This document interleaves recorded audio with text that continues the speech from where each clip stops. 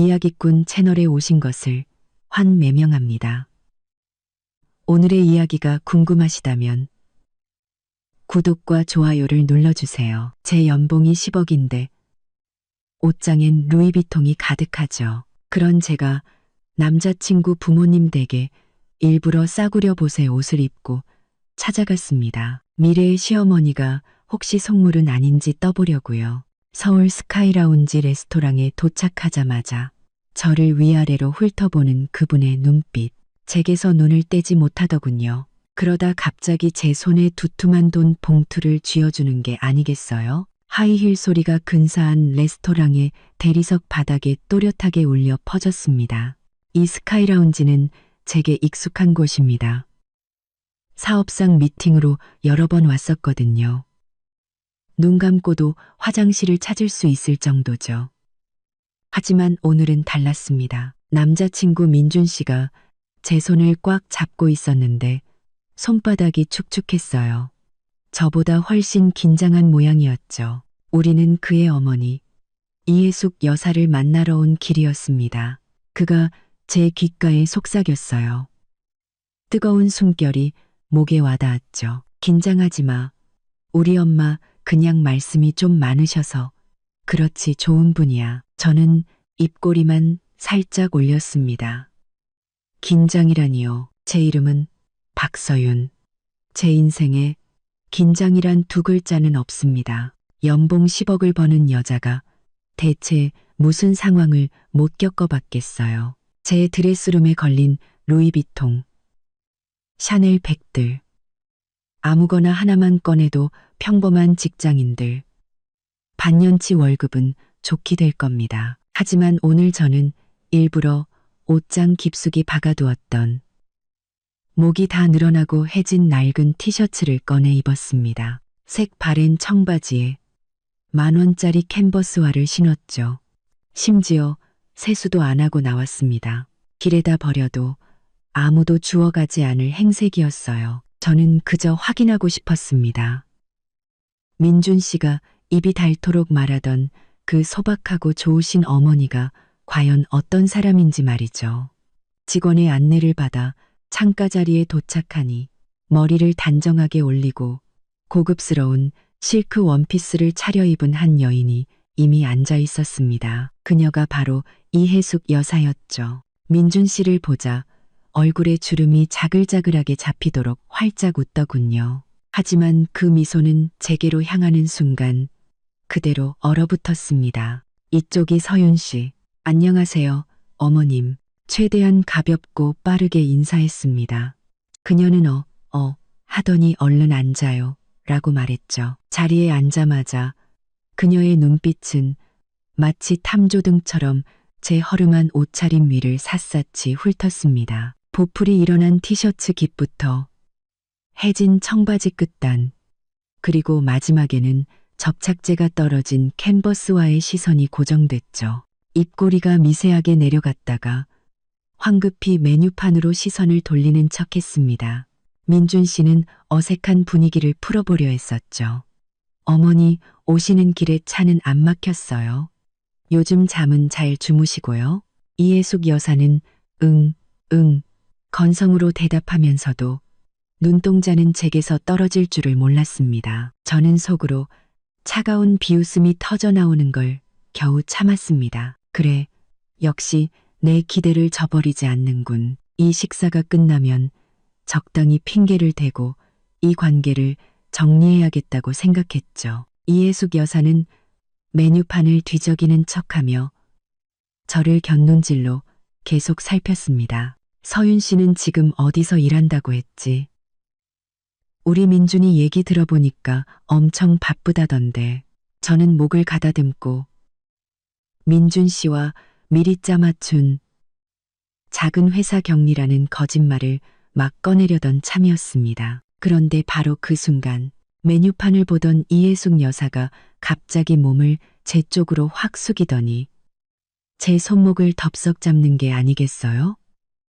마른 나뭇가지처럼 차갑고 건조한 손이었습니다. 제가 미처 반응하기도 전에 두툼하고 빳빳한 무언가가 제 손에 쥐어졌습니다. 고개를 내려다본 순간 온몸에 피가 멎는 듯 했습니다. 돈 봉투였습니다. 손에 묵직하게 잡히는 것이 500만 원은 좋게 넘어 보였습니다. 저는 완전히 얼어붙었습니다. 이게 대체 무슨 식의 첫 만남 선물이죠? 이렇게 어색한 분위기에서 예비 며느리에게 대뜸 이렇게 두둑한 현금을 안겨준다고요? 게다가 방금 전까지 저를 벌레 보듯 쳐다보던 그 눈빛은 또 뭐였고요. 민준 씨도 당황해서 입을 벌린 채 어머니를 쳐다봤습니다. 이해숙 여사는 얼굴에 어색한 미소를 띠고 목소리를 가늘게 짜내며 말했습니다. 서윤 씨, 처음 보는데 이모가 변변한 선물을 준비 못했네. 이거 얼마 안 되지만 받아서 번듯한 옷이라도 몇 벌 사 입어요. 저는 두툼한 돈다발을 쥔 채 지폐의 빳빳한 감촉을 고스란히 느꼈습니다. 번듯한 옷다. 그 말은 마치 얇은 바늘처럼 제 고막을 찔렀습니다. 민준 씨의 얼굴에서 핏기가 가시는 게 보였죠. 입술을 달싹이며 무언가 말하려 했지만 결국 어색하게 웃으며 말할 뿐이었습니다. 어머니, 뭘 이런 걸 다. 이해숙 여사는 아들은 아랑곳하지 않고 여전히 제 얼굴에 시선을 고정한 채였습니다. 그 미소는 마치 엉성하게 붙여놓은 가면 같았죠. 아가씨, 사양 말고 받아요. 얼마 안 되지만 이모 성이라고 생각해.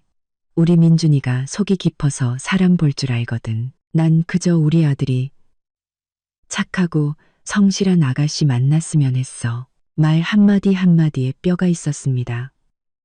제 가치를 저울질하는 듯했죠. 착하고 성실한 아가씨라는 말은 제가 일부러 입고 온 이 초라한 행색과 정확히 맞물렸습니다. 저는 손끝에 살짝 힘을 주었습니다.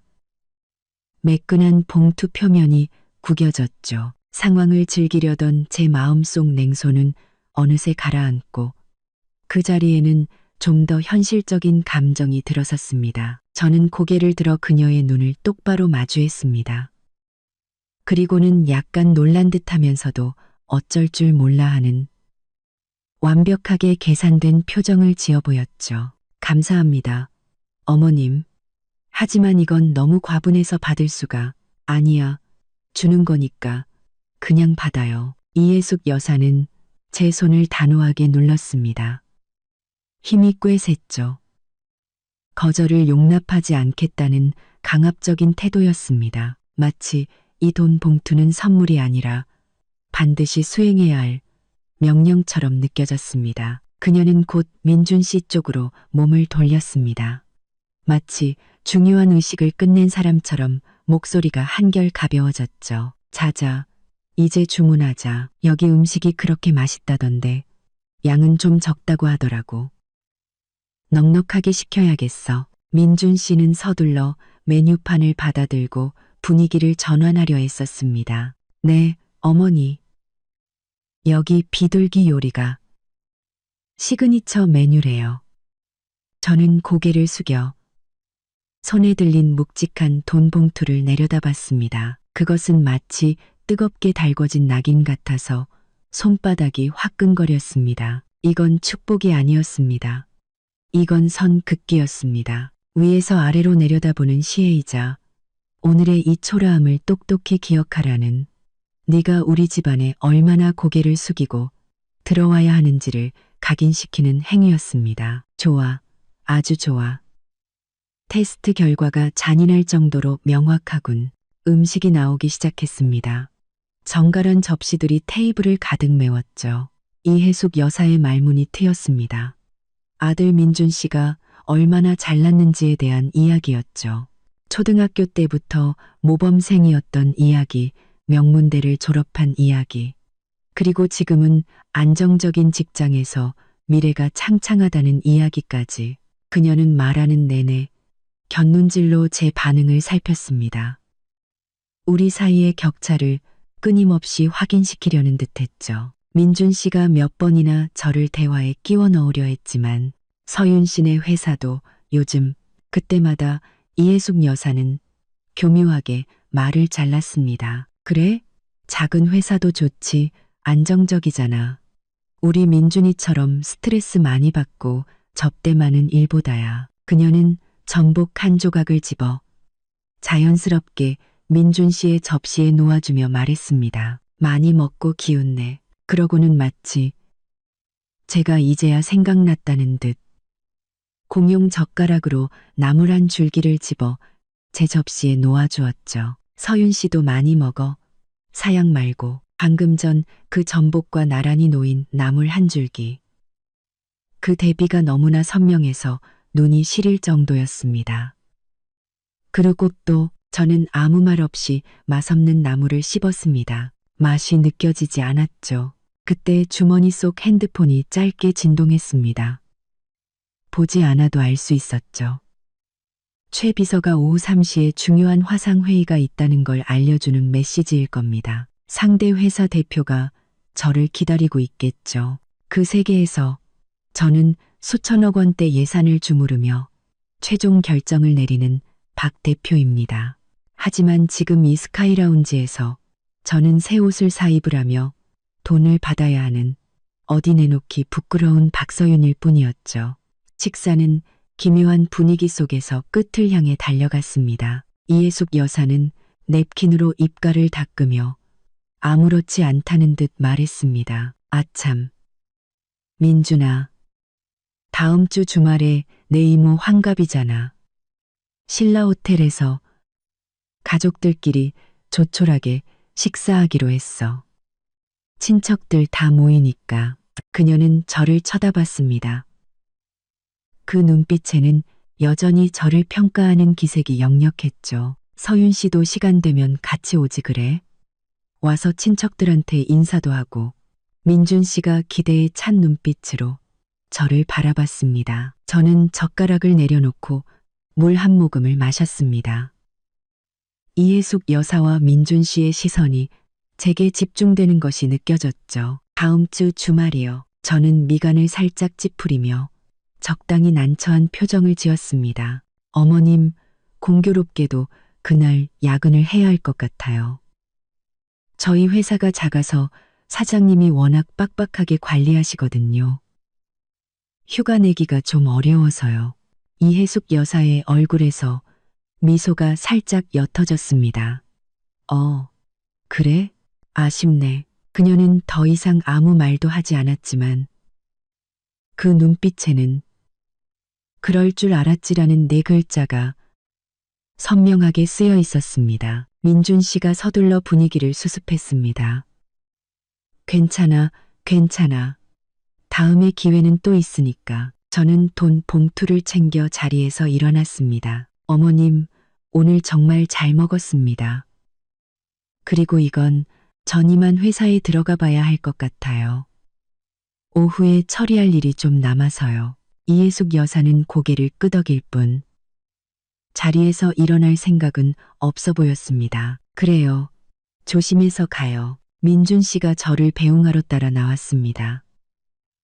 레스토랑 입구에서 그가 제 손을 잡으며 죄책감 가득한 얼굴로 말했죠. 서윤아, 미안해.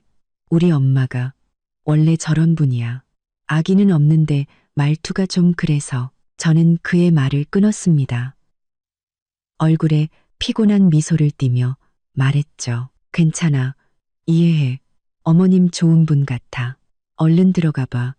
어머님 기다리시겠다. 그는 잠시 망설이다가 결국 레스토랑 안으로 돌아갔습니다. 저는 레스토랑의 화려한 문 너머로 사라지는 그의 뒷모습을 보며 얼굴에서 미소를 싹 지웠습니다. 그리고는 캔버스와 안창 밑에 숨겨두었던 아까 그들이 눈치채지 못하게 숨겨둔 제 차키를 꺼냈습니다. 포르쉐 차키였죠.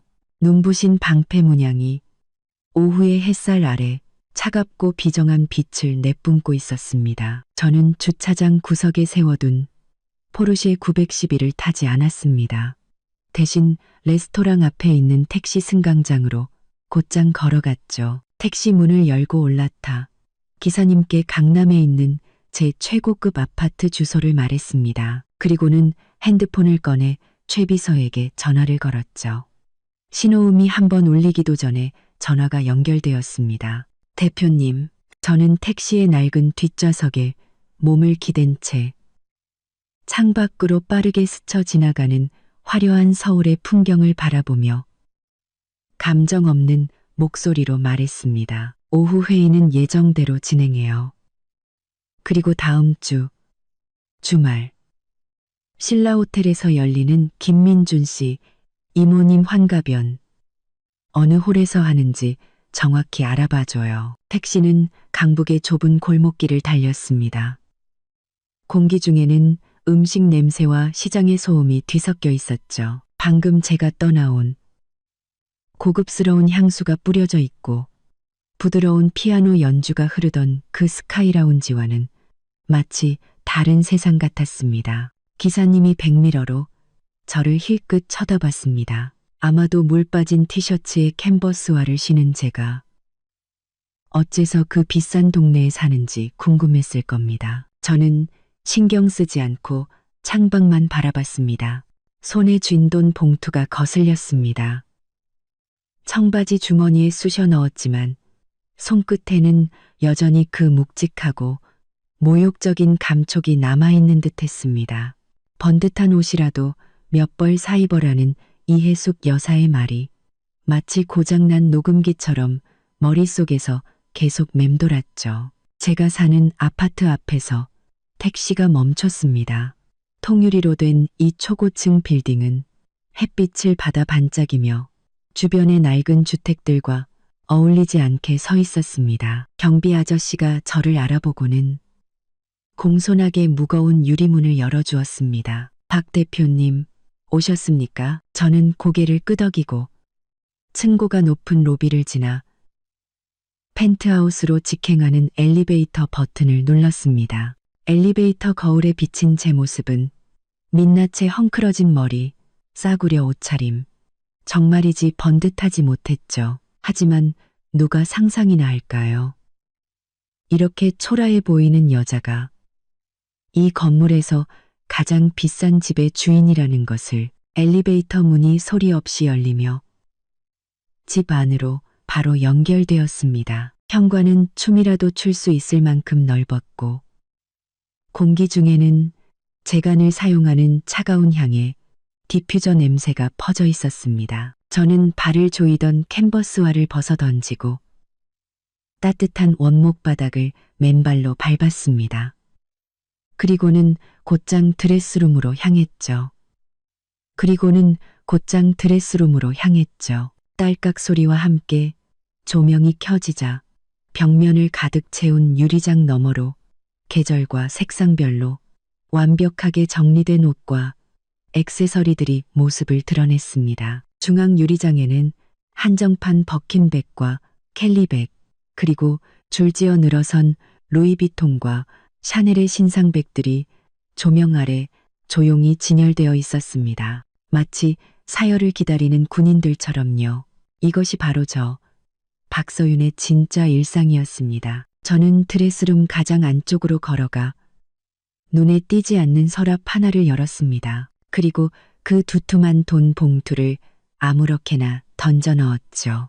수많은 명품 시계와 보석들 사이에서 그 붉은 봉투는 유난히 튀고 우스꽝스러워 보였습니다. 동정이라고? 나 박서윤에게 감히 누가 동정을 해? 핸드폰이 다시 진동했습니다. 최 비서였죠. 대표님, 화상회의 시작까지 15분 남았습니다. 상대편 대표님은 이미 접속해서 대기 중이십니다. 알았어요. 저는 짧게 대답했습니다. 목소리는 이미 평소의 냉정함을 되찾아 있었죠.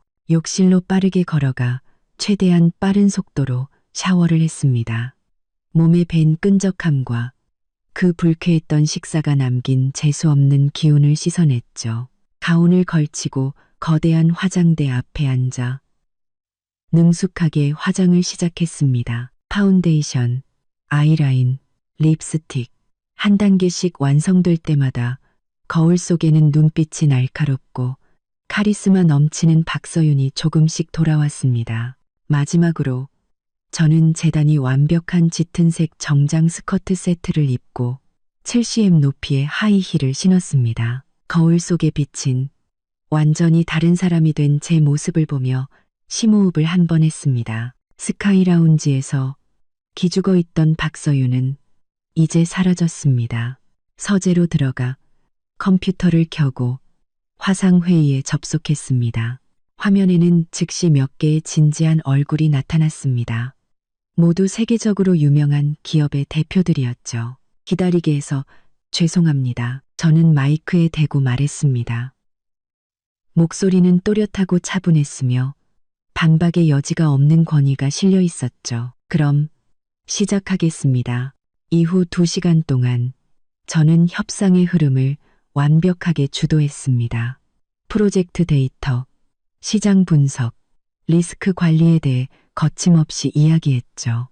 제 논리는 명확했고 언어는 날카로웠습니다. 화면 너머의 사람들은 처음에는 사무적인 태도를 보였지만 나중에는 눈에 띄게 존경심을 드러냈습니다. 이것이 바로 제가 익숙한 세계입니다.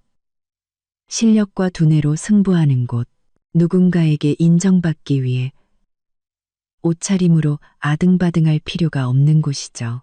회의가 끝나고 저는 의자에 등을 기댄 채 미간을 문질렀습니다. 잠시 머리를 비우자 가식적인 미소와 평가하는 눈빛을 하던 이해숙 여사의 얼굴이 다시 떠올랐습니다. 그리고 무언가 말하려다 결국 침묵을 택했던 민준 씨의 모습도요. 테스트가 예상대로 끝나서 느꼈던 은밀한 쾌감은 이미 사라진 지 오래였습니다. 그 자리에는 차가운 실망감과 심지어 모욕당했다는 분노만이 남았죠. 나 박서윤이 언제부터 이런 식으로 남에게 평가당하고 돈으로 가치를 매겨져야 했단 말인가. 저는 핸드폰을 들어 민준 씨와의 카카오톡 대화창을 열었습니다. 마지막 메시지는 오늘 아침 그가 보낸 것이었습니다.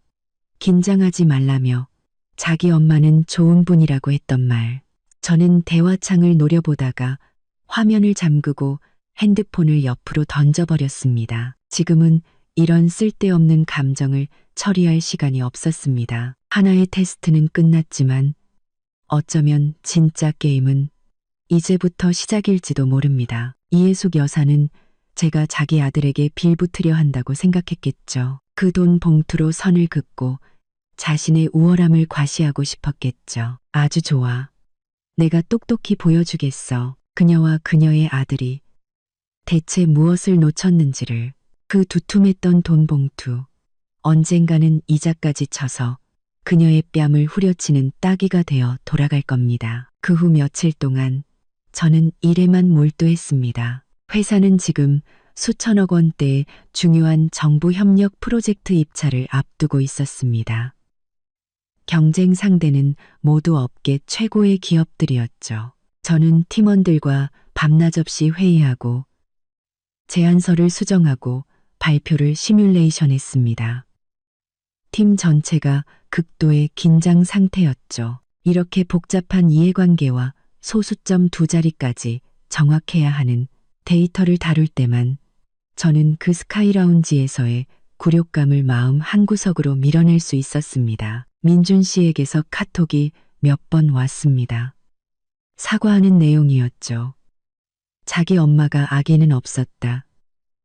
그냥 말투가 직설적일 뿐이니 마음에 담아두지 말아달라는. 그리고는 조심스럽게 주말에 만날 수 있냐고 물었습니다. 저는 화면에 뜬 그 힘없는 글자들을 보며 한참 동안 손가락을 움직이지 못했습니다. 결국 보낸 답장은 요즘 프로젝트 때문에 바빠. 다음에 얘기해.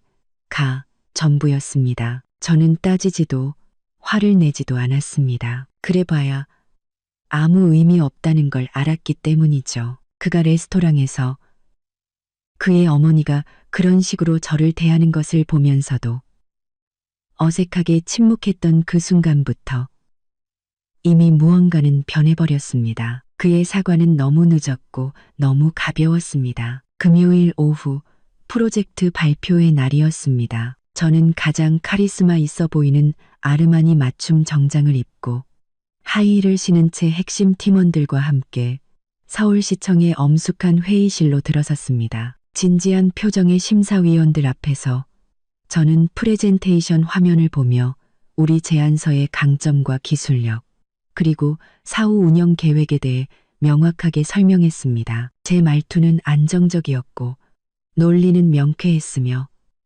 심사위원들의 날카로운 질문에도 겸손하지만 단호하게 대처했습니다. 2시간의 발표가 끝나고 회의실을 나올 때 팀원들이 제게 보내는 존경과 안도의 눈빛을 느낄 수 있었습니다. 저는 우리가 이겼다는 것을 직감했죠. 회사로 돌아오자마자 최 비서가 다가와 낮은 목소리로 말했습니다. 대표님, 김민준 씨라는 분이 회의실에서 기다리고 계십니다.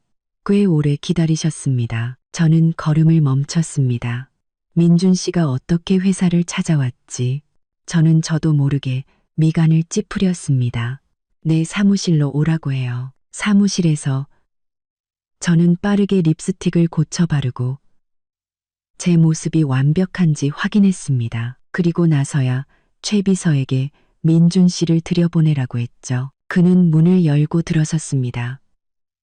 얼굴에는 불안함과 어색함이 역력했죠. 그는 서울의 절반이 내려다 보이는 제 넓고 환한 사무실을 둘러보며 어딘가 낯선 눈빛을 보였습니다. 서윤아, 김민준 씨, 앉으세요. 저는 맞은편 의자를 가리키며 완전히 사무적인 말투로 말했습니다. 무슨 일로 찾아오셨죠? 김민준 씨라는 호칭에 그는 잠시 멈칫하더니 어색하게 자리에 앉았습니다. 서윤아, 그러지 마. 화난 거 알아.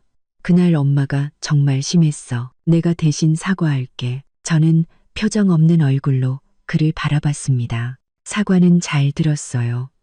그게 전부라면 이만 돌아가 주세요. 처리할 업무가 많아서요. 그가 다급하게 말했습니다. 사과만 하러 온 게 아니야.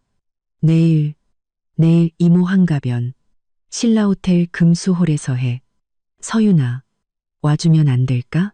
엄마랑 얘기 다 했어. 다시는 안 그러실 거야. 나한테 기회를 한 번만 줘. 응. 저는 넓은 의자에 등을 기댄 채 손가락으로 책상을 톡톡 두드렸습니다. 기회를 달라고? 이해숙 여사에 더 교묘해질지도 모를 평가와 모욕을 또 받으러 가라고? 저는 그의 초조하고 간절한 눈빛을 바라봤습니다. 제 마음속 차가운 어딘가에 가는 실금이 생기는 것 같았죠. 그래, 어디 한번 보자.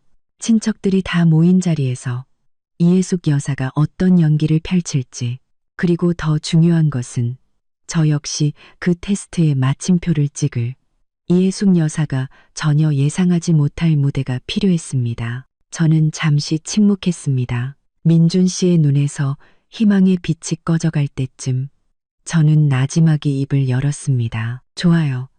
내일 몇 시죠? 그의 얼굴에 즉시 환한 미소가 번졌습니다. 저녁 6시. 금수홀이야. 서윤아, 정말 고마워. 내가 꼭. 저는 손을 들어 그의 말을 막았습니다. 정시에 도착할게요. 하지만 일이 바빠서 오래 있지는 못할 거예요. 그럼. 와주는 것만으로도.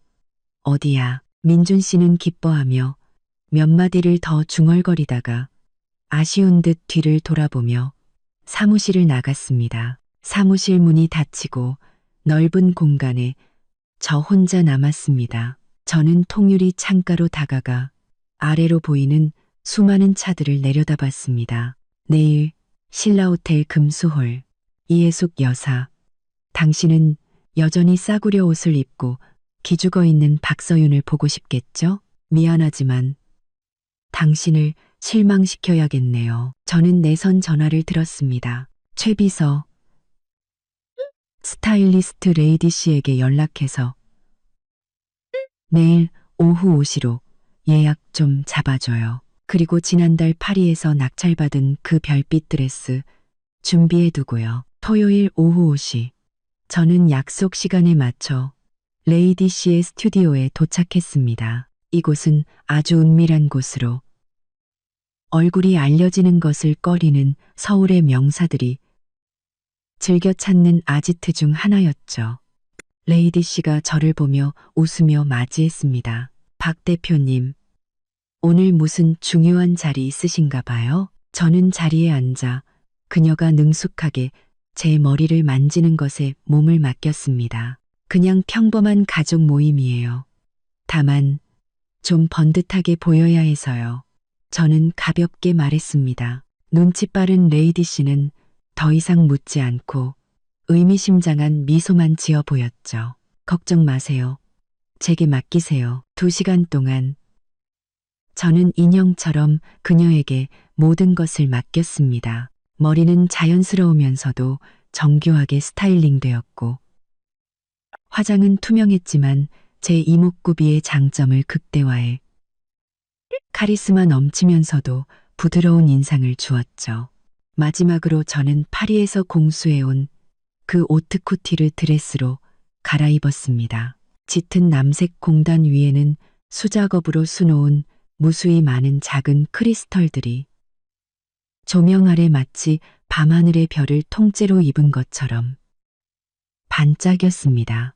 드레스와 어울리는 하이힐을 신고 거대한 전신 거울 앞에 섰을 때 레이디 씨조차 감탄을 금치 못했습니다. 박 대표님, 오늘 밤 주인공은 단연코 대표님이시겠네요. 저는 거울 속에 비친 눈부시게 빛나서 조금은 낯설기까지 한 제 모습을 보며 살짝 고개를 끄덕였습니다. 바로 이 효과를 원했어. 나 박서윤은 로고를 과시하며 신분을 드러낼 필요가 없어. 하지만 내가 마음먹고 꾸몄을 땐 압도적이어야만 해. 저는 기사에게 신라호텔 한 블록 전에서 차를 세워달라고 하고 걸어가기 시작했습니다. 선선한 저녁바람에 치맛자락이 스쳤습니다. 길 가던 사람들이 놀라움과 호기심이 섞인 눈으로 저를 쳐다보는 것이 느껴졌지만 제 마음은 평온했습니다. 신라호텔의 황금빛 회전문에 제 모습이 비쳤습니다. 저는 심호흡을 한 번 하고 우아하지만 차가운 미소를 지으며 안으로 들어섰습니다. 금수홀은 호텔 2층에 있었습니다. 입구에는 안내 직원이 서 있었죠. 입구에 다다르기도 전에 안에서 들려오는 왁자지껄한 소리가 들렸습니다. 제가 연회장 입구의 모습을 드러낸 순간 마치 시간이 멈춘 듯 했습니다. 시끄럽던 웃음소리가 거짓말처럼 멎고 수십 개의 시선이 일제히 제게로 꽂혔습니다. 놀라움, 호기심, 그리고 믿을 수 없다는 듯한 눈빛들이었죠. 저는 한눈에 메인 테이블 옆에 앉은 이혜숙 여사를 발견했습니다. 그녀는 옆에 앉은 귀부인과 웃으며 대화를 나누고 있었죠. 분위기가 이상한 것을 감지한 그녀가 고개를 돌렸고 그 순간 그녀의 미소는 지난번 스카이라운지에서처럼 얼굴 위에서 그대로 얼어붙었습니다. 그녀는 눈을 동그랗게 뜨고 손에 든 와인잔을 살짝 기울여 와인을 쏟을 뻔했습니다. 그녀는 제 머리끝부터 발끝까지 훑어보았습니다. 그 눈빛에는 충격과 혼란, 그리고 미세한 당혹감이 서려 있었죠. 그녀는 분명 저를 알아봤지만 눈앞에 이 눈부신 여자와 며칠 전 그 싸구려 옷을 입고 있던 박서윤을 연결시키지 못하는 듯했습니다. 민준 씨가 사람들 사이를 비집고 다가왔습니다. 그 역시 넋을 잃고 저를 바라보다가 한참 만에야 겨우 입을 열었습니다. 서윤아, 너 오늘 정말 예쁘다. 저는 그에게 살짝 미소 지어 보였지만 시선은 그를 넘어 이혜숙 여사에게 고정되어 있었습니다. 저는 천천히 우아하게 그녀에게 다가갔습니다. 어머님, 죄송해요. 오는 길에 차가 좀 막혀서 늦었네요. 이모님, 환갑 축하드립니다. 이혜숙 여사는 마치 뜨거운 것에 댄 사람처럼 화들짝 정신을 차렸습니다. 그리고는 극도로 부자연스러운 미소를 지으며 말했죠. 왔으면 됐어. 어서 와. 옆에 있던 이모님이 호기심 가득한 눈으로 저를 보며 물었습니다. 민준아, 이 아가씨는 누구니? 민준 씨가 서둘러 소개했습니다. 이모, 제 여자친구 박서윤이에요. 이모님은 얼굴에 한바구음을 지으며 말했습니다. 어머나, 아가씨가 정말 인형 같네.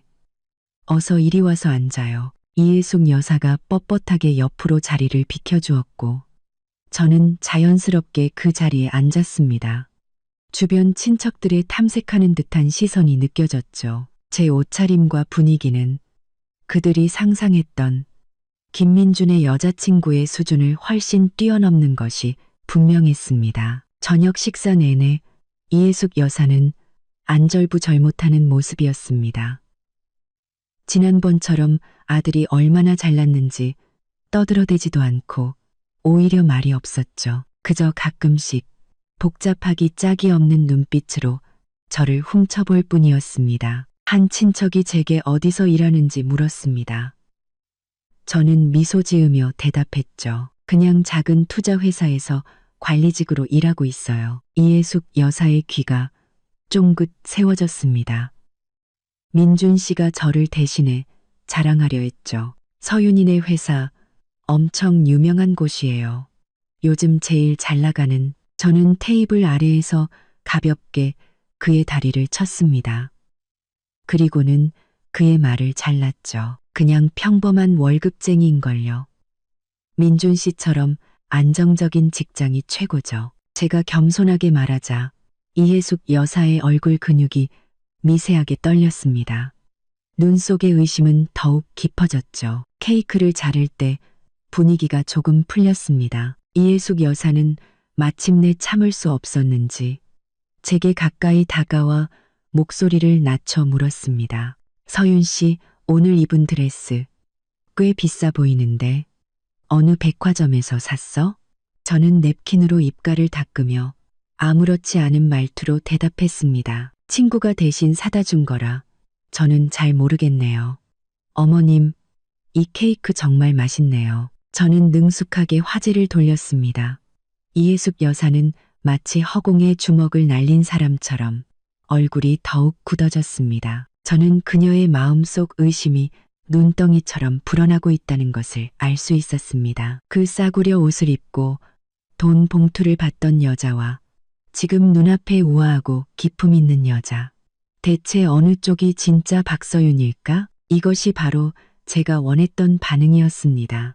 환갑연은 미묘한 분위기 속에서 끝났습니다. 저는 약속대로 케이크를 자르자마자 자리에서 일어났죠. 이모님은 제 손을 잡고 다음에 꼭 다시 놀러 오라며 진심으로 저를 마음에 들어하는 눈치였습니다. 이해숙 여사는 그 옆에 서서 마치 풀로 붙여놓은 듯한 어색한 미소로 맞장구를 칠 뿐이었습니다. 민준 씨가 저를 배웅하러 나왔습니다. 그는 내내 들떠 있었죠. 서윤아, 오늘 내 덕분에 내 어깨가 얼마나 으쓱했는지 몰라. 우리 이모들 눈이 다 휘둥그레졌어. 우리 엄마도 이제 너를 다시 보셨을 거야. 저는 걸음을 멈추고 호텔의 화려한 샹들리에 아래에서 그를 바라봤습니다. 민준 씨, 내가 오늘 온 게 당신 체면 세워주려고. 혹은 어머님께 잘 보이려고 온 것 같아요. 그는 잠시 멈칫하더니 들뜬 표정이 조금 가라앉았습니다. 아니, 내 말은 그게 아니라. 서윤아, 지난번엔 우리 엄마가 잘못했어. 하지만 오늘 봐. 오늘은 오늘일 뿐이죠. 저는 그의 말을 끊었습니다. 목소리는 평온했지만 그가 반박할 수 없는 냉정함이 담겨 있었죠. 피곤하네요. 먼저 들어갈게요. 그는 더 이상 저를 붙잡지 못했습니다. 그저 실망한 눈빛으로 말했죠. 그래, 조심해서 들어가. 집에 도착하면 연락하고. 저는 고개를 끄덕이고 엘리베이터 쪽으로 돌아섰습니다. 뒤돌아보지 않아도 그가 그 자리에 서서 저를 바라보는 시선이 느껴졌습니다. 하지만 제 마음에는 아무런 파동도 일지 않았습니다. 오늘 밤의 목적은 달성되었습니다. 이해숙 여사의 마음 속에 충분히 무거운 의심의 씨앗을 심었으니까요. 그것으로 충분했습니다. 다음 주 월요일. 저는 정부 프로젝트의 마지막 단계에 온 힘을 쏟았습니다. 결과는 예상대로 우리 회사가 압도적인 점수차로 낙찰되었습니다. 소식이 전해지자 회사 전체가 축제 분위기였죠. 저는 프로젝트 팀원 모두에게 두둑한 보너스를 지급하고 축하 파티를 열어주었습니다. 하지만 저는 잠시 얼굴만 비추고 샴페인 한 잔만 마신 뒤 먼저 자리를 떴습니다. 이런 시끄러운 즐거움은 더 이상 제 마음을 움직이지 못하는 것 같았습니다. 파티 다음 날 저는 오랜만에 늦잠을 잤습니다. 눈을 떴을 땐 햇살이 침실을 가득 채우고 있었죠. 저는 침대에 기댄 채 핸드폰을 들고 습관처럼 업무 메일부터 확인했습니다. 그리고 카카오톡을 열었죠. 민준 씨와의 대화창에 어제 보낸 몇 개의 메시지가 와 있었습니다. 축하 파티는 잘했는지 자기도 기쁘다는 내용이었죠. 저는 훑어보기만 하고 답장하지 않았습니다. 스크롤을 내리자 예상 밖이지만 어쩌면 당연한 친구 추가 요청이 와 있었습니다. 프로필 사진은 연꽃, 이름은 늘 감사하며 요청 메시지에는 서윤 씨, 민준이 엄마예요. 라고 쓰여 있었죠. 제 손가락이 화면 위에서 잠시 멈췄습니다. 이해숙 여사가 드디어 참지 못하고 나섰군. 저는 수락 버튼을 눌렀습니다. 그러자 거의 즉시 상대방의 상태가 입력 중으로 바뀌었습니다. 좋길 이분이 흐른 뒤에야 메시지 하나가 도착했습니다. 민준 엄마 서윤 씨, 이모야. 어제 민준이한테 들었는데 회사에서 엄청 큰 프로젝트를 따냈다며 이모가 다 기쁘네. 젊은 사람이 정말 대단해. 저는 그 노골적인 호기심과 의도가 담긴 메시지를 보며 핸드폰 너머로 조심스러우면서도 궁금해 못 견디는 이해숙 여사의 표정을 상상했습니다. 저는 간단히 두 글자로 답장했습니다. 감사합니다. 민준 엄마. 아이고, 뭘. 당연하지. 저기, 서윤 씨, 내일 점심에 시간 괜찮아? 이모 친구가 하는 한정식 집이 있는데 음식이 아주 기가 막히거든. 축하도 할 겸 이모가 밥 한 끼 사주고 싶어서. 저는 그 초대 메시지를 보며 입가에 냉소가 번지는 것을 느꼈습니다. 축하는 핑계고 제 정체를 파악하려는 속셈이겠죠. 지난번 환갑연에서 제 모습이 그녀의 상상을 초월했고 민준 씨가 제 일에 대해 어렴풋이 흘린 정보가 그녀의 의심과 불안을 키웠을 겁니다. 그녀는 확인해야만 했던 거죠. 갑자기 정체를 알 수 없게 된 이 예비 며느리가 대체 어떤 사람인지를. 저는 원래 거절하려 했지만 마음을 바꾸었습니다. 왜 안 되겠어? 그녀에게 직접 나를 조사할 기회를 주는 것도 나쁘지 않지. 이번에는 또 어떤 방식으로 내 가치를 저울질할지 어디 한번 보고 싶어졌습니다. 저는 답장했습니다. 어머님, 너무 감사해요. 내일 점심시간 괜찮을 것 같아요. 주소 보내주세요. 민준 엄마. 그래. 주소는 내일 11시 반에 이모가 식당 앞에서 기다리고 있을게. 핸드폰을 내려놓고 저는 드레스룸으로 걸어갔습니다. 내일 이 홍문연에는 무엇을 입고 가야 할까? 너무 평범하게 입어 나를 무시한다고 생각하게 해서도 안 되고 너무 화려하게 입어 일부러 과시하는 것처럼 보여서도 안 된다. 은근하면서도 곳곳에서 품격과 실력이 드러나는 스타일이 필요했습니다. 고민 끝에 저는 아무런 로고도 없는 미색 캐시미어 원피스를 골랐습니다. 재단이 완벽하고 원단만 봐도 고가임이 분명한 옷이었죠. 거기에 차분한 디자인의 델보브리앙 백과 심플한 스틸레토 힐을 매치했습니다. 전체적으로 부드럽고 단아하지만 아는 사람이 보면 그 가치를 한눈에 알아볼 수 있는 스타일이었죠. 이해숙 여사, 당신이 직접 찾아왔으니 내가 제대로 알려주지. 다만 당신이 알아낸 진실 때문에 밤잠을 설치게 되지는 않았으면 좋겠네. 다음 날 정오, 저는 약속 시간보다 5분 늦게 그 한정식 집에 도착했습니다. 식당은 정말로 외진 곳, 오래된 골목 깊숙한 곳에 숨어 있었죠. 입구는 작았지만 품격이 느껴졌습니다. 이예숙 여사는 역시나 문 앞에서 기다리고 있었습니다. 새로 산 듯한 짙은 보라색 정장을 쫙 빼입고 머리는 한 올의 흐트러짐 없이 빗어 넘겼더군요. 저를 보자마자 지난번 환갑연 때보다 몇 배는 더 과장된 미소를 지으며 반겼습니다. 서윤 씨, 어서 와. 밖이 덥지? 얼른 들어가자.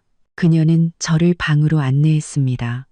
공간은 작았지만 고풍스럽게 꾸며져 있었죠. 자리에 앉자마자 그녀는 바쁘게 차를 따르면서도 그 눈은 스캐너처럼 제 머리부터 발끝까지 다시 한번 샅샅이 훑었습니다. 아무런 로고도 없지만 가죽과 마감이 비범함을 드러내는 제 핸드백을 봤을 때 그녀의 눈가가 미세하게 떨리는 것을 포착했습니다. 서윤 씨, 오늘 옷차림이 참 단아하고 예쁘네. 그녀는 찻잔을 제 앞으로 밀어주며 웃었습니다. 우리 회사 젊은 애들처럼 요란하게 꾸미지도 않고 보기 좋아. 감사합니다. 어머님, 저는 찻잔을 들어 가볍게 한 모금 마셨습니다. 그녀는 손을 비비며 본론으로 들어갔습니다. 민준이한테 들었는데 회사에서 그 정부 프로젝트 따낸 거 정말 대단하다며? 젊은 나이에 정말 대단해. 이모가 내 나이 때는 공장에서 부품이나 깎고 있었는데 운이 좋았을 뿐이에요. 팀원들이 다 같이 노력한 덕분이죠. 저는 담담하게 대답했습니다. 그녀는 몸을 앞으로 더 숙이며 목소리를 낮췄습니다. 호기심이 가득했죠. 서윤 씨, 이모한테만 살짝 말해줘봐. 그런 큰 프로젝트 하나 하면 성과급이 꽤 되지? 이 정도는 되나? 그녀는 손가락 2개를 펴 보이며 조심스럽게 물었습니다. 한이요? 저는 그녀의 속물적인 표정을 보며 마음속으로 비웃었습니다. 한심하면서도 우스웠죠. 사람의 가치를 재는 척도가 이렇게나 단순하고 조악하게 돈밖에 없다니. 저는 찻잔을 내려놓고 미소 지으며 직접적인 대답을 피했습니다. 어머님, 저희 업계는 수입이 불안정해서요. 민준 씨처럼 안정적인 공무원이 최고죠. 그녀는 제 대답이 마음에 들지 않는 눈치였지만 더 캐묻지는 못하고 멋쩍게 웃었습니다. 그야 그렇지. 우리 민준이 직장이 철밥통이긴 하지. 그녀는 화제를 돌려 또다시 급번한 레퍼토리를 시작했습니다. 우리 민준이가 너무 순진해서 탈이야. 어릴 때부터 개 좋다는 여자애들이 얼마나 많았는데 지금 부장검사 딸도 아직 민준이한테 마음이 있다잖아. 그녀는 말하면서 제 반응을 살폈습니다. 제 얼굴에서 질투나 불안함을 찾아내고 싶어 하는 듯했죠. 저는 여전히 우아한 미소를 짓고 있었지만 마음은 이미 싸늘하게 식어 있었습니다. 자기 아들을 치켜세워 상대를 깎아내리려는 수법이라니 정말 유치하기 짝이 없었죠. 네, 민준 씨 정말 좋은 사람이죠. 음식이 나왔습니다. 정갈했지만 양은 여전히 턱없이 적었죠. 이혜숙 여사는 제게 반찬을 집어주며 넌지시 제 집안에 대해 묻기 시작했습니다. 부모님은 뭘 하시는지, 형제는 있는지, 집은 어디에 사는지. 저는 중요한 부분은 피하며 대답했습니다. 부모님은 은퇴하셨어요. 그냥 평범한 가정이고요. 집은 회사 근처에 월세로 얻어서 살고 있어요. 출퇴근하기 편해서요. 제 애매한 대답 하나하나가 그녀의 초조한 마음을 더욱 부채질하는 듯했습니다.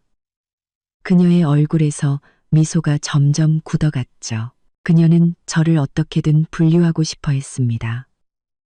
제가 자기 아들에게 고개를 숙여야 할 입장인지 아니면 그 반대인지를. 하지만 제 모호한 태도는 그녀를 혼란스럽게 만들 뿐이었습니다. 이혜숙 여사는 식사 내내 안절부절 못했습니다.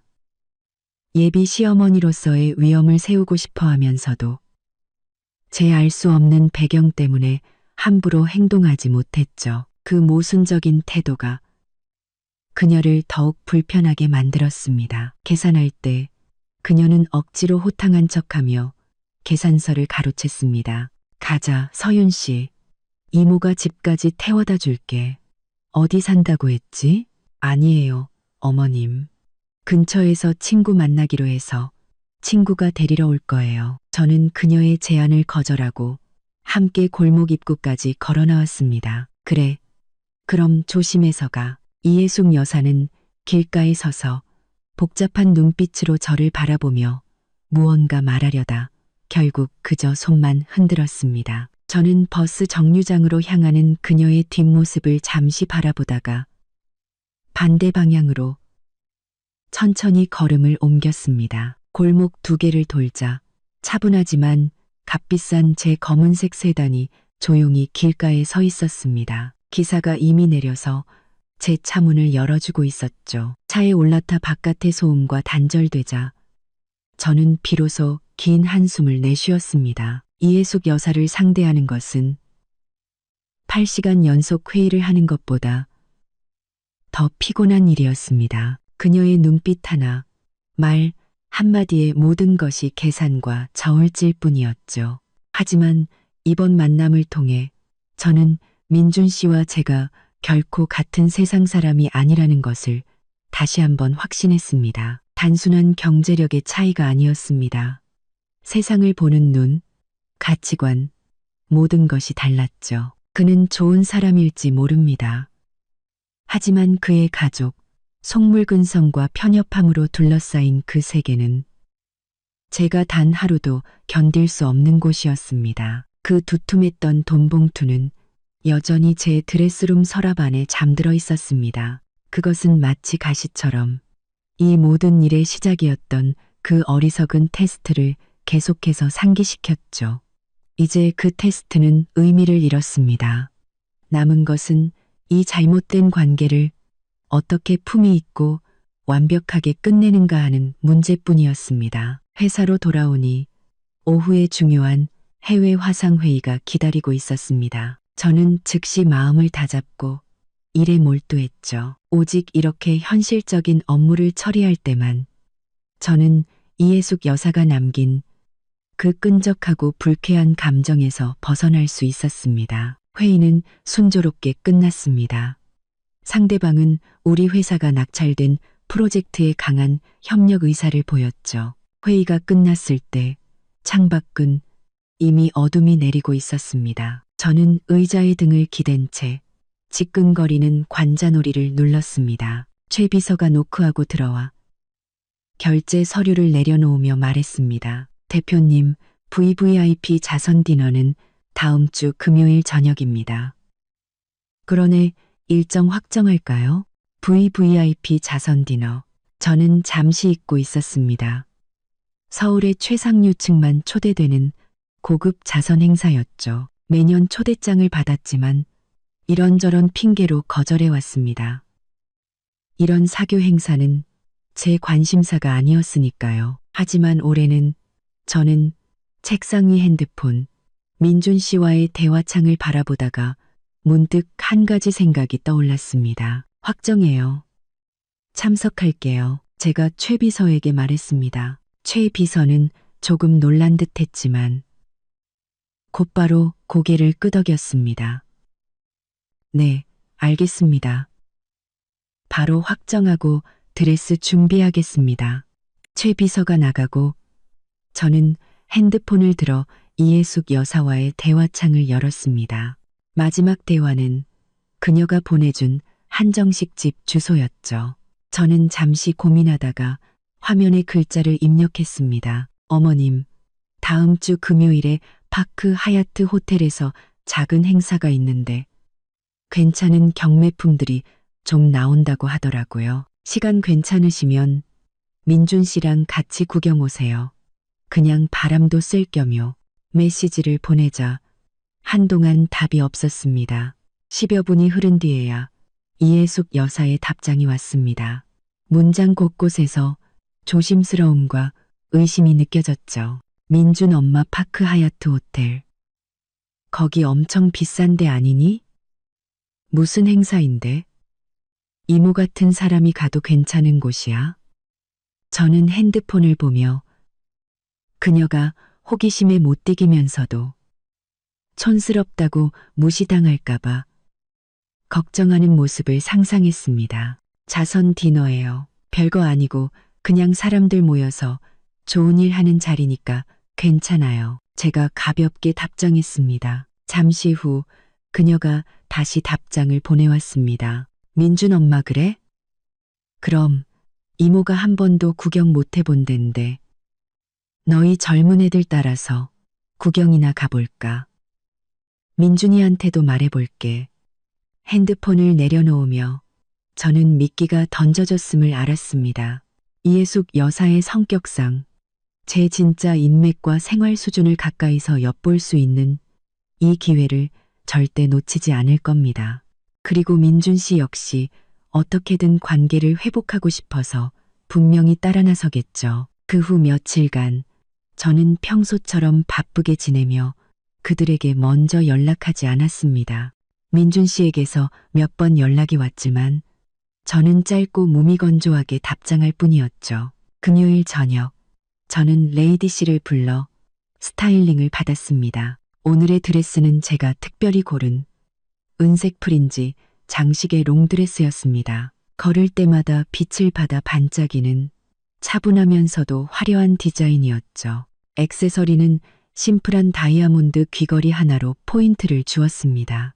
거울 속에 비친 고혹적이면서도 카리스마 넘치는 제 모습을 보며 저는 만족스럽게 고개를 끄덕였습니다. 오늘 밤 제가 주인공이 될 필요는 없습니다. 하지만 특정 인물들에게 우리 사이의 간극이 그깟 돈 봉투 따위로는 결코 메워질 수 없는 것임을 똑똑히 보여줘야 했습니다. 기사는 파크 하얏트 호텔의 레드카펫 앞에 차를 세웠습니다. 도어맨이 공손하게 문을 열어주었고 제가 차에서 내리는 순간 수많은 시선이 쏟아졌습니다.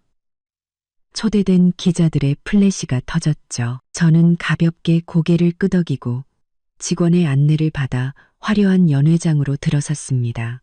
연회장 안은 이미 수많은 사람들로 가득 차 있었죠. 저는 곧 몇몇 익숙한 비즈니스 파트너들을 발견하고 미소 지으며 다가가 인사를 나눴습니다. 우리는 최근 시장 동향과 협력 가능성에 대해 가볍게 대화를 나누었죠. 한 대기업 회장님과 신도시 개발 투자에 대해 이야기하고 있을 때였습니다. 제 눈초리에 입구에서 어쩔 줄 몰라 하며 서 있는 두 사람이 들어왔습니다.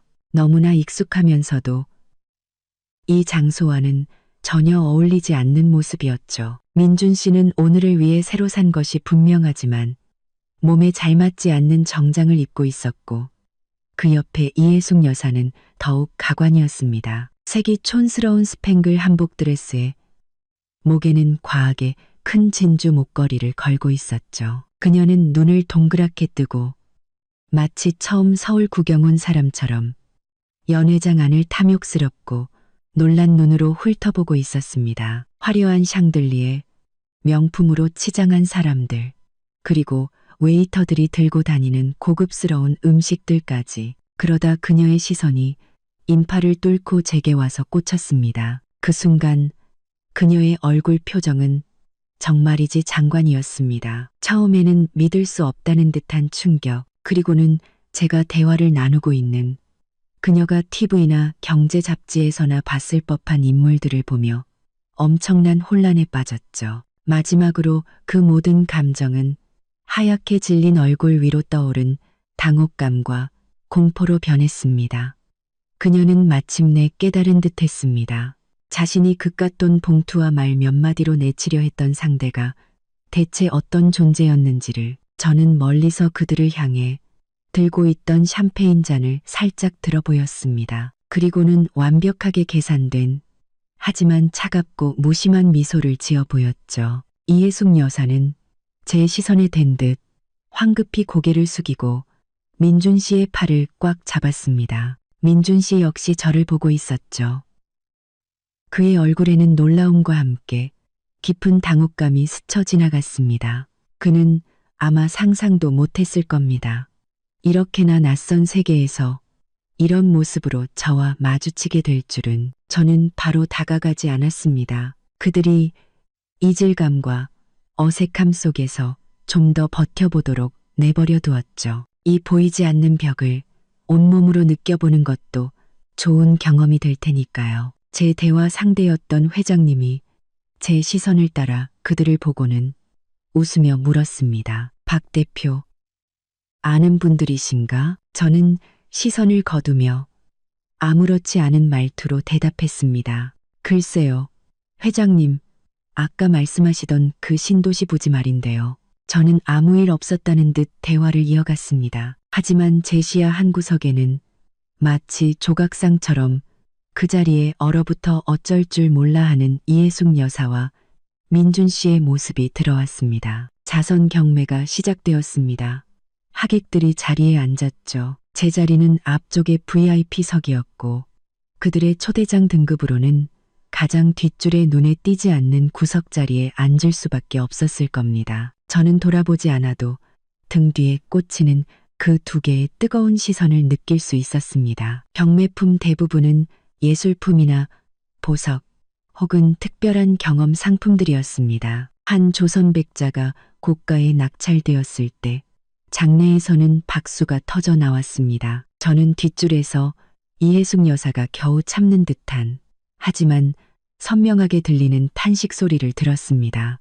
세상에 저런 그릇 쪼가리가. 민준 씨가 그녀를 말리는 듯한 소리가 작게 들렸죠. 경매가 막바지에 이르렀을 때 최고급 비치 목걸이가 등장했습니다. 시작 가격부터가 엄청났지만 입찰자가 많아 가격은 계속해서 치솟았죠. 어느 순간부터 번호판을 드는 사람이 눈에 띄게 줄었습니다. 저는 이해숙 여사가 목을 길게 빼고 그 목걸이에서 눈을 떼지 못하는 것을 보았습니다. 입으로는 무언가 중얼거리고 있었죠. 아마도 상상도 못할 가격에 대한 감탄이었을 겁니다. 경매사가 망치를 막 내려치려던 순간 저는 천천히 제 번호판을 들었습니다. 그리고 장내를 3초간 침묵시킨 엄청난 액수를 불렀습니다. 그 가격은 그런 목걸이를 몇 개는 살 수 있는 돈이었죠. 경매사의 놀란 눈을 포함한 모든 사람의 시선이 제게로 집중되었습니다. 저는 마치 일상적인 물건을 사는 사람처럼 평온한 표정을 유지했죠. 낙찰되었습니다. 축하합니다. 망치가 내려쳐졌고 다시 한번 박수가 터져 나왔습니다. 이전보다 훨씬 더 뜨거운 박수였죠. 저는 가장 뒷줄 구석에서 누군가 숨을 크게 들이마시는 소리를 똑똑히 들었습니다. 저는 돌아보지 않았습니다. 그저 우아하게 자리에 앉아 사방에서 쏟아지는 각기 다른 의미의 시선들을 느낄 뿐이었습니다. 저는 알았습니다. 오늘 밤의 목적은 이미 초과 달성되었다는 것을. 그 액수, 그 번호판을 드는 행위는 하나의 거대한 망치가 되어 경매대뿐만 아니라 이해숙 여사의 모든 계산과 기대를 산산조각 냈을 겁니다. 그 후로 저는 연회장에서 이해숙 여사와 민준 씨를 볼 수 없었습니다. 아마도 제가 목걸이를 낙찰받은 직후 그들에게는 지옥 같았을 그곳을 조용히 빠져나갔을 겁니다. 저는 무대에 올라가 경매 증서를 받고 주최 측과 기념 촬영을 했습니다. 그리고 몇몇 기자들의 질문에 마치 방금 수십억을 쓴 사람이 아닌 것처럼 여유롭게 응대했죠. 호텔을 나올 때 밤 공기가 시원했습니다. 차에 올라타자 비로소 약간의 피로감이 몰려왔습니다. 핸드폰 화면이 켜지며 민준 씨의 메시지가 도착했습니다. 서윤아, 우리 얘기 좀 해. 저는 그 글자를 보며 마음속에 아무런 파동도 일지 않는 것을 느꼈습니다. 얘기.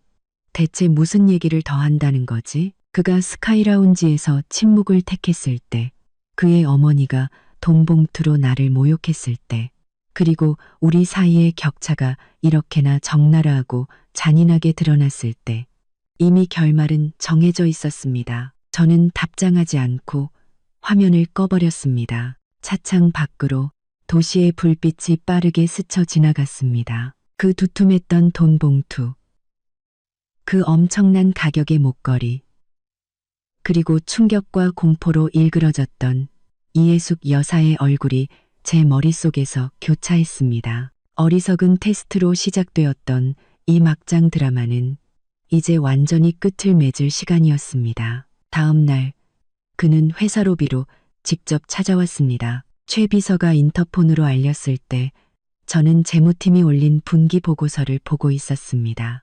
올려보내요. 사무실로 들어선 민준 씨는 눈 밑이 퀭했습니다. 밤새 잠을 설친 것이 분명했죠. 그는 고통과 의문, 그리고 약간의 애원이 섞인 눈빛으로 저를 바라봤습니다. 서윤아, 어젯밤 대체 무슨 뜻이야? 그 목걸이. 저는 보고서를 내려놓고 그를 평온하게 마주했습니다. 무슨 뜻이라니요? 자선 경매에 참석해서 마음에 드는 물건을 샀을 뿐이에요. 그게 다예요. 그가 흥분해서 한 걸음 다가섰습니다. 하지만 그건 10억이 넘는 돈이잖아. 너한테 어떻게 그런 돈이. 그리고 어젯밤 그 자리, 그 사람들, 너 대체 정체가 뭐야? 우리 2년 동안 만났는데 난 널 전혀 몰랐던 것 같아. 그 말은 마치 바늘처럼 제 마음을 살짝 찔렀습니다. 그래, 2년.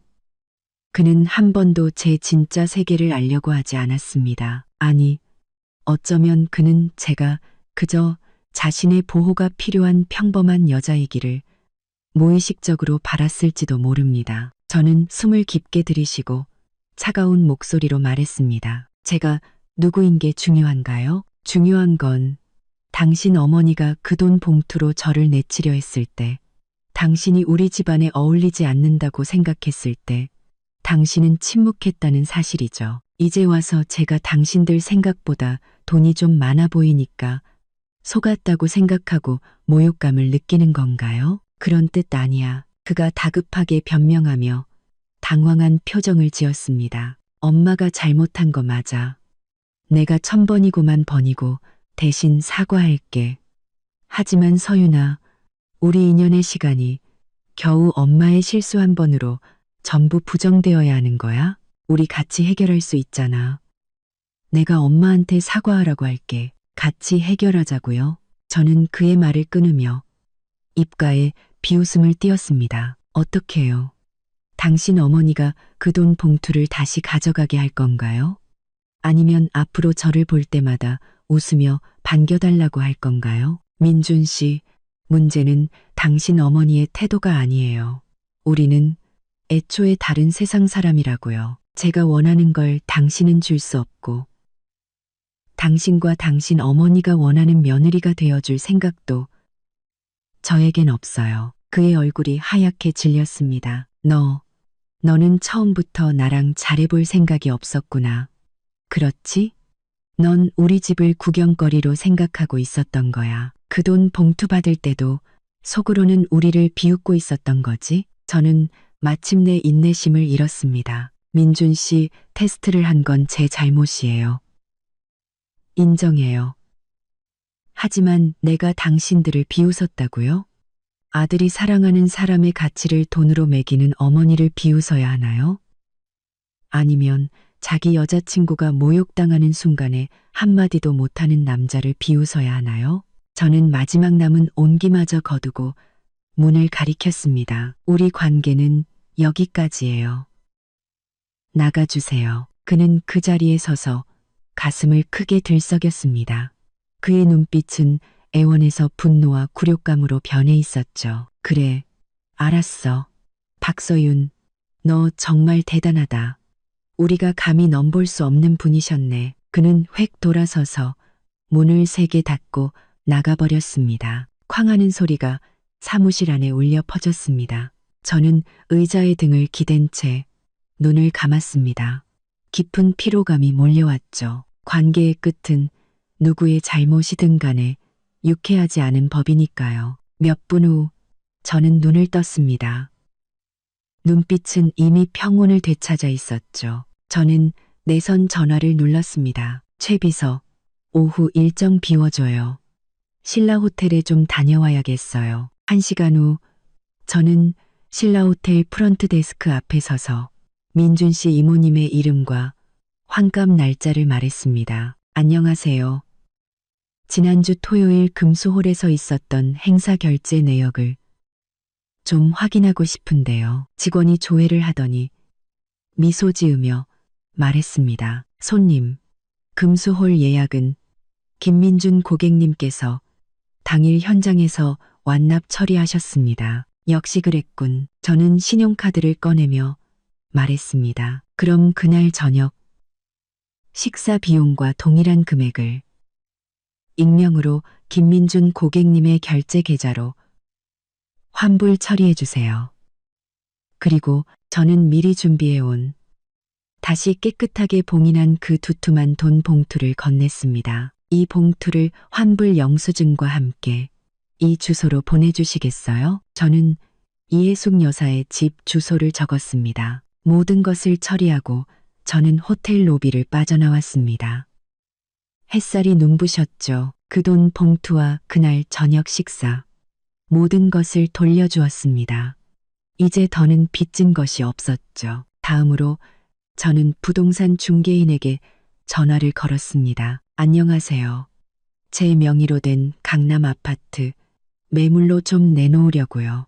네, 펜트하우스요. 이제 이 환경을 바꾸고 민준 씨와 관련된 모든 것을 완전히 정리할 시간이었습니다. 집을 내놓았다는 소식은 날개 돋친 듯 퍼져나갔습니다. 몇몇 친한 대표님들이 장난스럽게 전화를 걸어왔죠. 박 대표, 더 큰 집으로 이사 가는 거야? 아니면 회사 자금이 부족해진 거야? 저는 그저 웃으며 대답했습니다. 그냥 분위기 전환 좀 하려고요. 오직 최 비서만이 걱정스러운 눈으로 저를 바라봤습니다.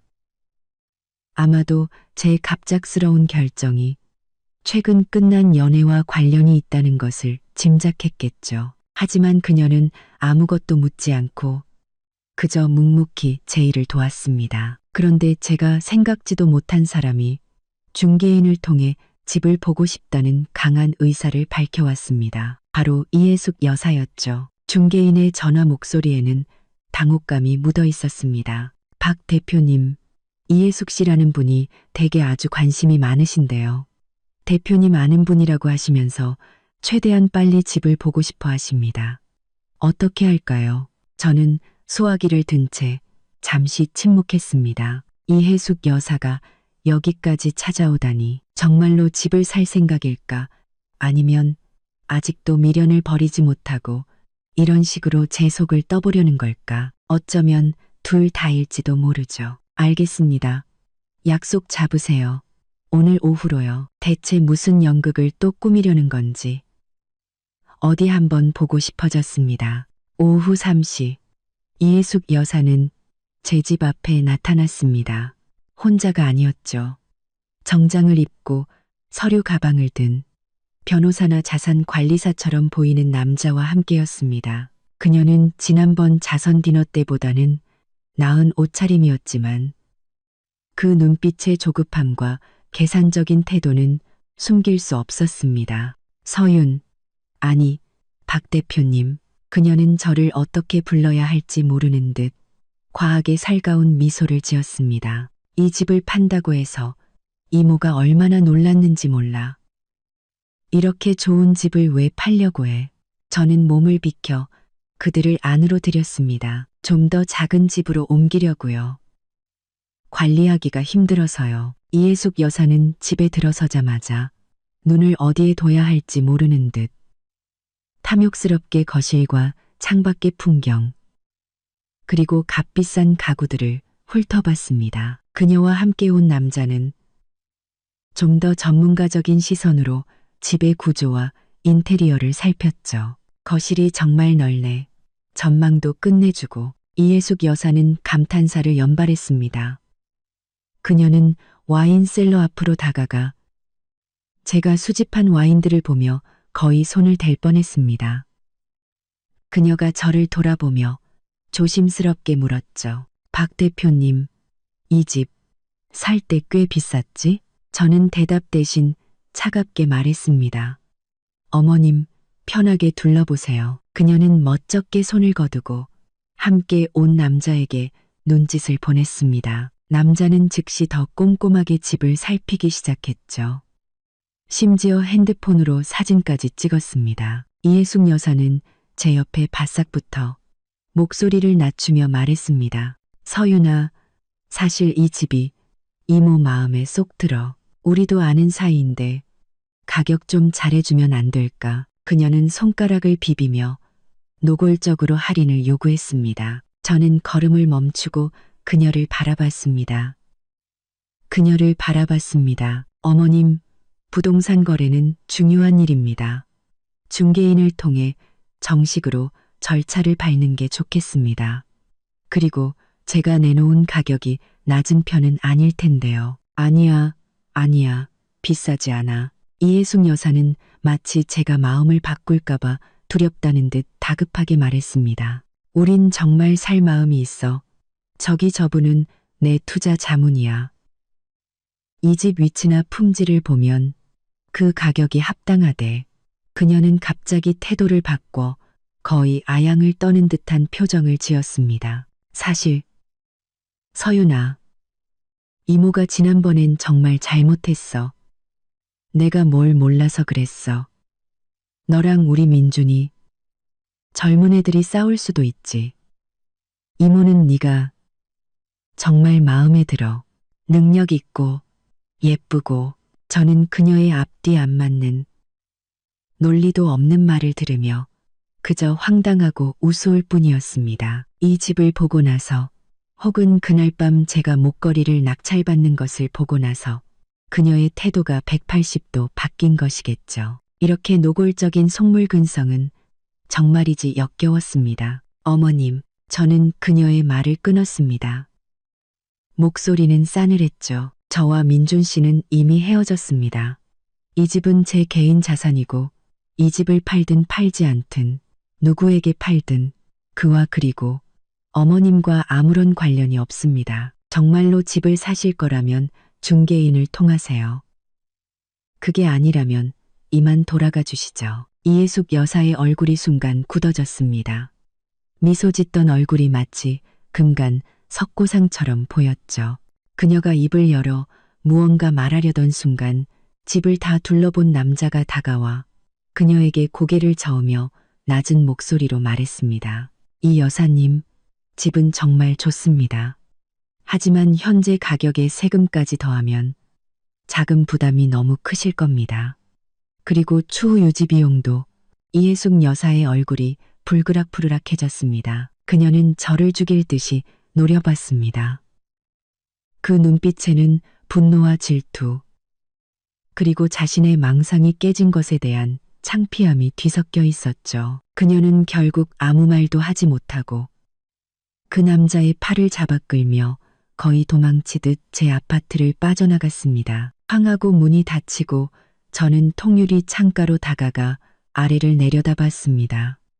황급히 사라지는 이혜숙 여사와 그 남자의 작은 뒷모습이 보였죠. 그녀는 제 집을 보고 제 재력을 확인하면 우리 관계를 다시 정의할 수 있을 거라 생각했겠죠. 정말이지 순진하고 어리석기 짝이 없었습니다. 저는 중개인에게 전화를 걸었습니다. 앞으로 이혜숙 씨의 방문 요청은 무조건 거절하세요.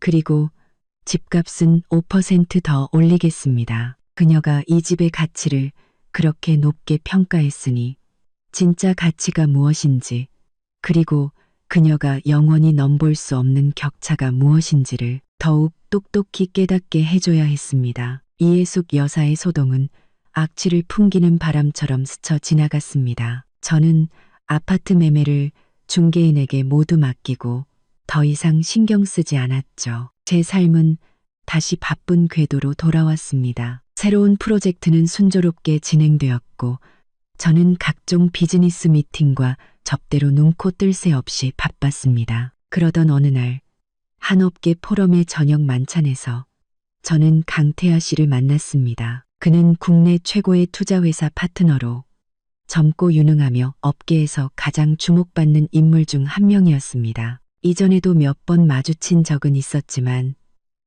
깊은 대화를 나눈 것은 처음이었죠.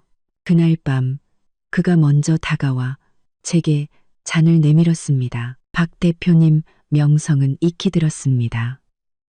지난번 정부 프로젝트 정말 멋지게 성공시키셨더군요. 감사합니다. 강 이사님께서도 과찬이십니다. 우리는 자연스럽게 대화를 시작했습니다. 업계 동향부터 경제 전반에 이르기까지 많은 부분에서 생각이 통했죠. 그는 총명하고 박식했으며 그의 말과 행동에서는 진짜 세상을 겪어본 사람의 여유와 자신감이 묻어났습니다. 어딘가 위축되어 있던 민준 씨와는 전혀 다른 종류의 사람이었죠. 그와의 대화는 즐거웠습니다. 어떤 꾸밈이나 억지도 필요 없었죠. 만찬이 끝나고 그는 자연스럽게 저를 집까지 데려다 주겠다고 제안했습니다. 제 차가 근처에 있어서 괜찮습니다.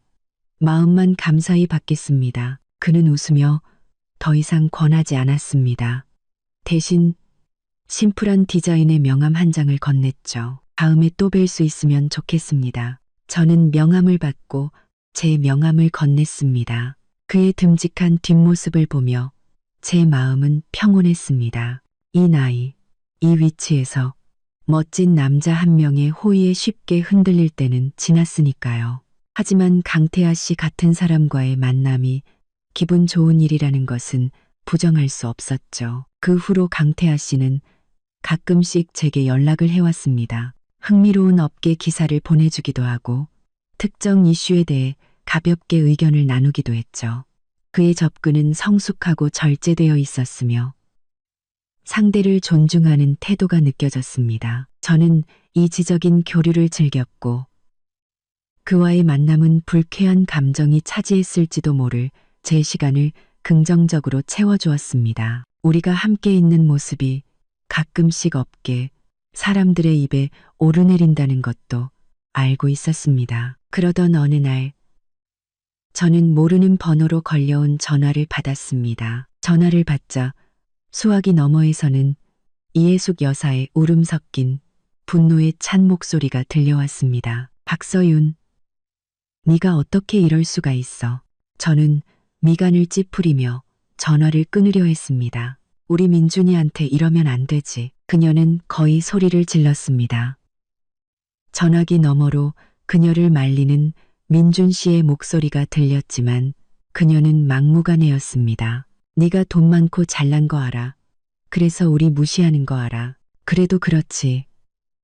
어떻게 헤어지자마자 다른 놈을 만나. 우리 민준이는 어떡하라고. 걔가 너 때문에 며칠째 식음을 전폐하고 회사도 잘릴 판이야. 너 양심도 없어? 저는 조용히 듣고 있다가 그녀의 히스테리가 잠잠해질 때쯤 차갑게 입을 열었습니다. 이해숙 씨, 첫째, 저와 김민준 씨는 이미 헤어졌습니다.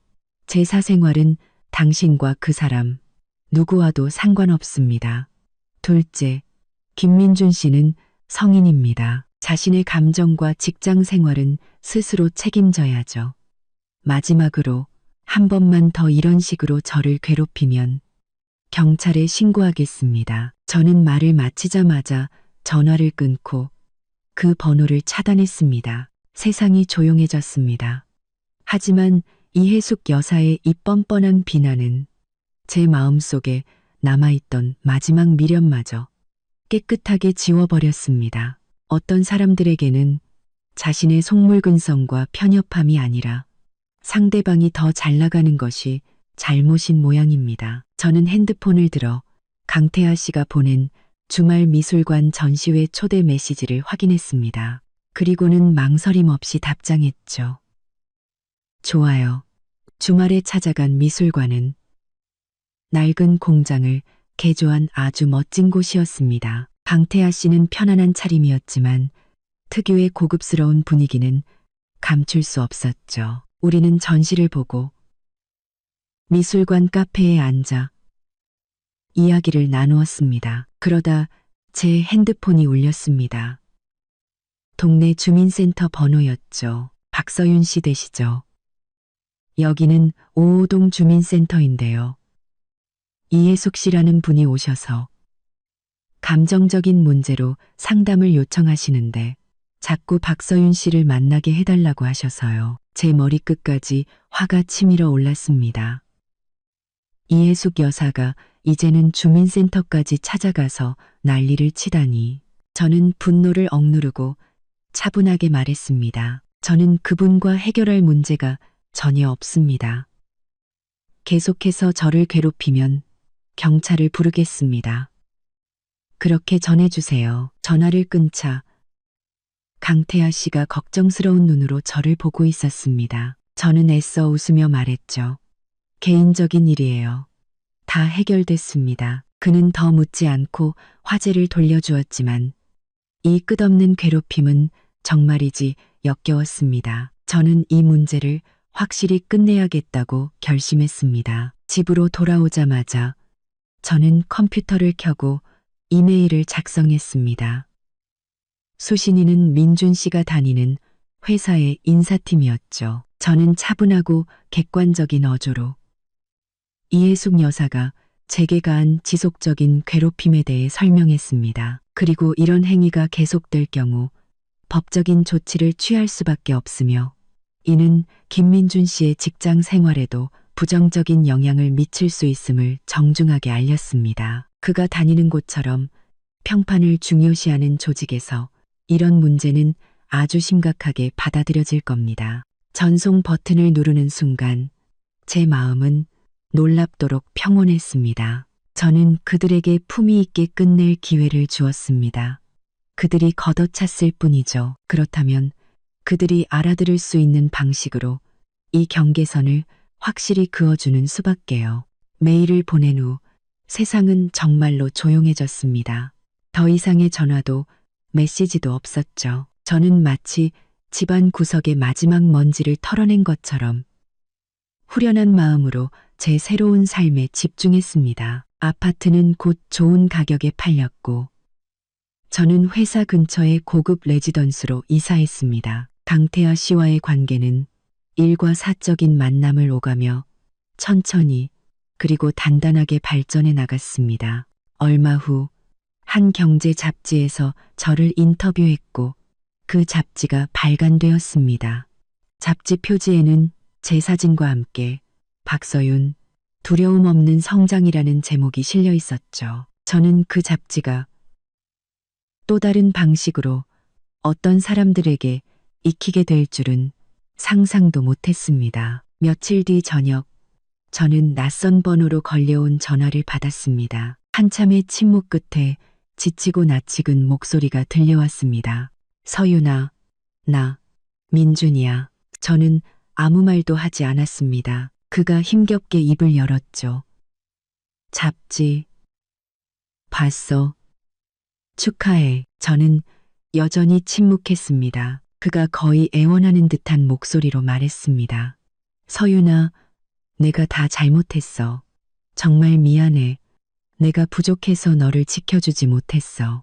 우리 엄마도 말리지 못했. 그의 뒤늦은 후회를 들으며 제 마음은 잔잔한 호수 같았습니다. 지난 일은 그냥 잊어요. 제가 마침내 입을 열었습니다. 민준 씨, 우리 각자 앞만 보고 살아요. 서윤아, 내가 널 다시 잡을 자격 없는 거 알아. 그냥 나랑 우리 엄마 미워하지만 말아줘. 엄마가 그 잡지 보고 며칠을 우셨어. 당신이 내 복을 걷어찼다고. 저는 그의 말을 끊었습니다. 미워하지 않아요. 미움은 너무 많은 에너지가 드는 감정이니까요. 다만 이게 우리의 마지막 통화였으면 좋겠네요. 앞으로 잘 지내요. 저는 그에게 더 말할 기회를 주지 않고 전화를 끊었습니다. 그리고 그 번호 역시 차단 목록에 추가했죠. 창밖을 바라보았습니다. 그의 전화는 잔잔한 호수에 던져진 작은 돌멩이처럼 아주 잠깐의 파문을 일으켰다가 이내 사라졌습니다. 그의 어머니가 울든 후회하든 이제 그게 무슨 상관일까요? 어떤 상처는 한 번 생기면 결코 사라지지 않고 어떤 관계는 한 번 끝나면 결코 되돌릴 수 없습니다. 저는 책상 위에 잡지를 들어 표지 속 흔들림 없는 눈빛의 여자를 바라보았습니다. 저것이 바로 진짜 박서윤입니다. 남을 떠보기 위해 자신을 위장하고 속물적인 시선에 상처받던 과거의 박서윤은 이미 그 스카이라운지에서 죽었습니다. 그리고 지금의 저는 그 어느 때보다 좋습니다. 민준 씨의 후회 가득한 전화는 제 삶에 아무런 흔적도 남기지 못했습니다. 저는 강태하 씨와 함께하는 신재생 에너지 프로젝트에 모든 열정을 쏟았죠. 우리의 협력은 성공적이었고 첫 번째 시범 사업 착공식은 지역 뉴스에도 보도되었습니다. 성공을 축하하는 파티에서 강태하 씨는 제게 잔을 내밀며 말했습니다. 박 대표님과 함께해서 즐거웠습니다. 이것이 시작이기를 바랍니다. 그의 눈빛에는 분명한 호감이 담겨 있었죠. 그날 밤 저는 변호사로부터 한 통의 전화를 받았습니다. 김민준 씨의 법률 대리인이라고 자신을 소개한 그는 제가 이전에 반환했던 물품들에 대한 확인을 요청했습니다. 그 돈 봉투와 식사 비용이었죠. 민준 씨는 가장 공식적이고 단호한 방식으로 우리 사이에 마지막 연결고리를 끊어내려 하는 듯 했습니다. 어쩌면 그것이 그가 그리고 그의 어머니가 이 불균형한 관계 속에서 지킬 수 있는 마지막 자존심이었을지도 모릅니다. 네, 제 이메일 주소는 전화를 끊자마자 메일이 도착했습니다. 첨부 파일에는 이체 확인증과 이해숙 여사가 수취인으로 되어 있는 택배 영수증 사진이 들어 있었죠. 차가운 서류들이 우리 관계의 종결을 공식적으로 알리고 있었습니다. 그래, 이게 좋아. 깔끔하고 명확하고 저는 더 이상 답장할 필요성을 느끼지 못했습니다. 바로 그때 또 다른 전화가 걸려왔습니다. 박 대표님, 아파트 잔금 모두 입금 완료되었습니다. 부동산 중개인의 들뜬 목소리였죠. 과거가 담겨 있던 그 집도 이제 완전히 과거의 것이 되었습니다. 모든 것이 새롭고 더 넓은 방향으로 나아가고 있었습니다. 저는 잠시 망설이다가 강태하 씨의 번호를 눌렀습니다. 전화는 바로 연결되었죠. 박 대표님, 아직 안 주무셨네요. 네, 방금 일이 좀 끝나서요. 강 이사님, 지난번에 말씀하셨던 그 실리콘밸리 스타트업 자료를 검토해 봤는데 몇 가지 논의하고 싶은 부분이 있어서요. 다음 주에 시간 괜찮으신가요? 물론입니다. 월요일 오후에 뵙죠. 장소는 제가 정하겠습니다. 네, 연락 기다리겠습니다. 전화를 끊고 저는 남은 샴페인을 한 번에 들이켰습니다. 기분 좋은 취기가 온몸에 퍼졌지만 머리는 그 어느 때보다 맑았습니다. 저는 알았습니다. 더 도전적이고 더 기대되는 새로운 여정이 제 눈앞에 펼쳐지고 있다는 것을. 과거의 모든 것은 이미 저 멀리 뒤처져 희미한 배경조차 되지 못했습니다. 진정한 강함이란 복수의 쾌감이 아니라 과거를 완전히 지워버리고 더 넓은 세상으로 나아갈 수 있는 능력에서 비롯되는 것이니까요. 그리고 박서윤은 그 능력을 이제 온전히 내 손에 쥐었습니다. 어느 가을 주말 오후 저는 새로 이사한 집 서재에서 다음 분기 예산안을 검토하고 있었습니다. 그때 낯선 번호로 긴 문자 메시지 하나가 도착했습니다. 서윤아, 나 민준이 엄마야. 이 문자 보내고 바로 번호 지울게. 우리 이 도시를 떠나기로 했어. 민준이가 지방으로 발령 신청을 했거든. 가기 전에 꼭 사과하고 싶었어. 정말 미안하다. 내가 눈이 어둡고 마음이 못돼서 내 복을, 우리 민준이 복을 다 걷어차 버렸어. 네가 지금 TV에도 나오고 그렇게 잘 지내는 거 보니까 다 네가 잘나서 그런 거다 싶다. 우리는 그럴 복이 없었던 거지. 돈 봉투랑 밥값은 민준이가 다 정리했으니 걱정 말고. 다시는 연락할 일 없을 거야.